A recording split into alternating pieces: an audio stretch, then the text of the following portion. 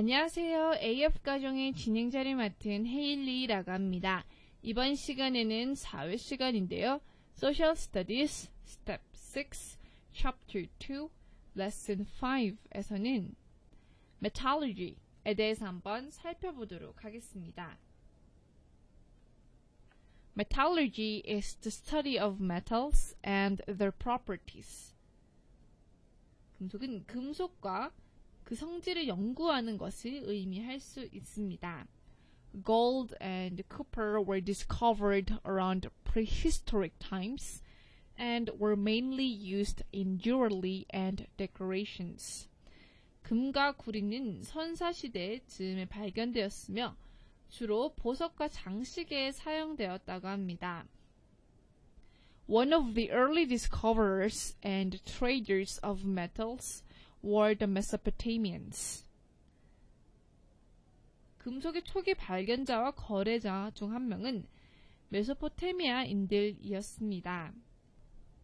They collected ores to create metal products to trade, causing their economy to rapidly grow.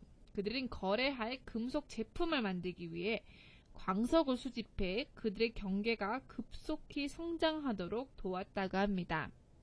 An ore is a kind of mineral that contains more variable minerals. 광석은 더 가치 있는 광물을 포함하고 있는 광물의 한 종류를 의미할 수 있는데요. The trade of items allowed them to have access to ores that were not common in their region. 상품 거래는 그들이 그들 지역에서 흔하지 않은 광석에 접근할 수 있도록 해주었다고 합니다. This event expanded their knowledge of metallurgy and introduced them to different possibilities. 이 행사는 그들의 지식을 넓히고 가능성에 대해서 소개했다고 합니다.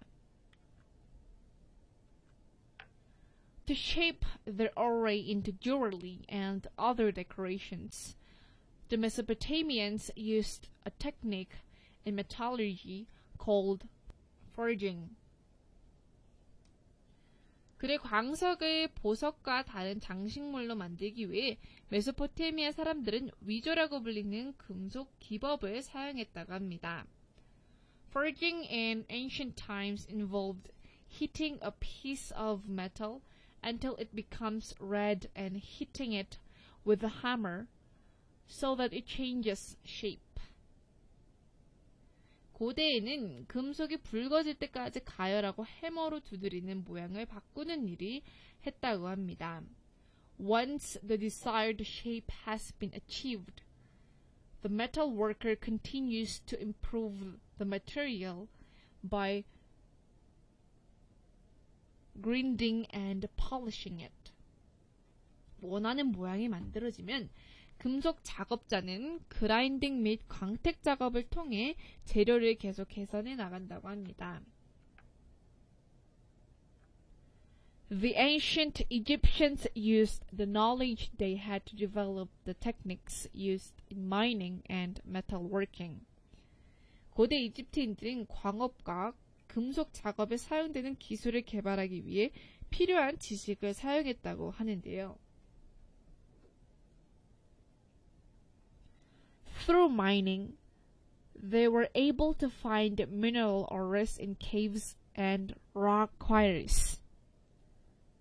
그들은 광산을 통해 동굴과 바위 채석장에서 광석을 찾을 수 있었다고 합니다. The ancient Egyptians knew about chemistry and how different chemicals affected metals and ores. 고대 이집트인들은 화학에 대해서 잘 알고 있었으며 다른 화학 물질들이 금속과 광석에 어떤 영향을 끼치고 있었는지 알고 있었다고 합니다. They used to develop different materials such as glass, but it was not until later when people started using chemicals to refine metals. 그들은 유리와 같은 다른 물질들을 개발해 왔지만 사람들이 금속을 정제하기 위해 화학 물질을 사용하기 시작한 것은 나중에를 의미하였습니다. The ancient Indians were secretive about the techniques they used in their metalworking processes because they wanted to preserve the uniqueness of their crafts. 고대 인도인들은 그들의 금속 공예의 독특함을 보존하고 싶었기 때문에 그들의 금속 공예 과정에 사용된 기술에 비해 비밀스러워했다고 합니다. Iron is a metal that is known to easily rust, but an iron pillar is Delhi has stood for over 1,600 years with very little corrosion. 철은 녹슬기 쉬운 금속을 의미하지만 델리의 철 기둥은 부식도 없이 거의 1600년 이상을 서 있었던 것을 이해할 수 있습니다.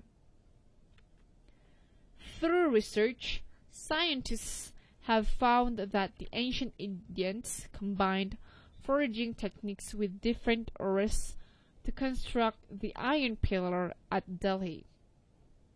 연구를 통해 과학자들은 고대 인도인들이 델리의 철 기둥을 만들기 위해 다른 광석과 조개 기술을 결합했다는 것을 발견할 수 있었습니다.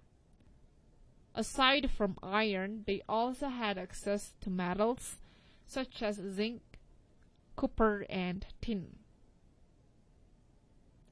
철 외에도 그들은 아연, 구리, 주석과 같은 금속에도 접근할 수 있었다고 하는데요. Oftentimes, they combined these metals to form an alloy. 종종 그들은 합금을 만들기 위해 이 금속들을 섞었다고 합니다. Alloys are created because they're stronger and more durable than a single type of metal. 합금은 단일 금속보다 강하고 내구성이 뛰어나기 때문에 만들어졌다고 합니다. Back when ancient civilizations were crafting jewelry from metal and forging them individually, the ancient Chinese civilization was already produced kitchenware such as pots and pans. 고대 문명이 금속으로 보석을 만들고 그것들이 개별적으로 만들어졌을 때 고대 중국 문명은 이미 항아리나 냄비와 같은 부엌 용품을 생산하고 있었다고 합니다.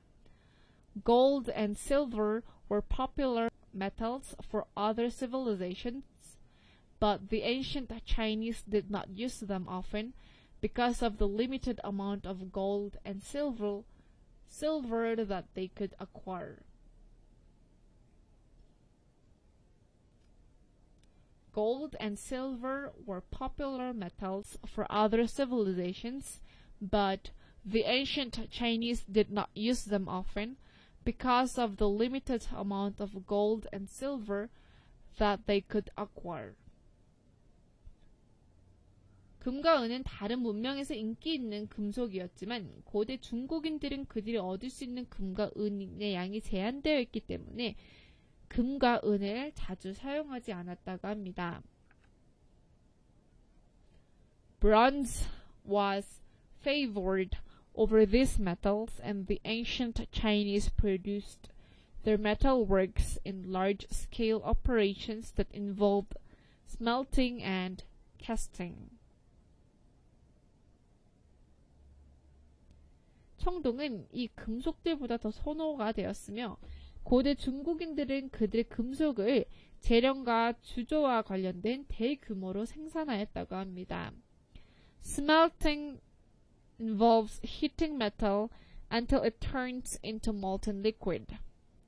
재련은 금속이 녹은 액체를 변할 때까지 가열하는 것을 의미할 수 있는데요. The melted metal is then cooled or combined with other metals to form an alloy. 그런 다음 용해된 금속을 냉각하거나 다른 금속과 결합하여 합금을 형성하는 것을 의미할 수 있습니다. Casting involves pouring molten metal into a mold in order to form a shape as the metal cools. 주조 작업에는 금속이 냉각될 때 형태를 만들 때 쓰는 녹은 금속을 금령에 주입하는 과정이 포함될 수 있는데요. Casting is useful for creating uniform objects and creating pieces of metal that have exact measurements. 주물은 균이란 물체를 만들고 정확한 측정이 가능한 금속 조각을 만드는 데 사용될 수 있습니다. Gold, silver, and iron are often cast in a rectangular mold form bars called ingots.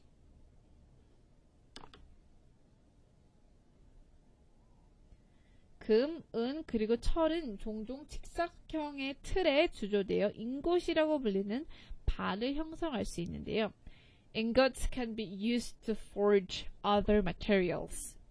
인곳은 다른 재료를 만드는 데 사용될 수 있는 것을 의미할 수 있습니다. 이해하셨나요?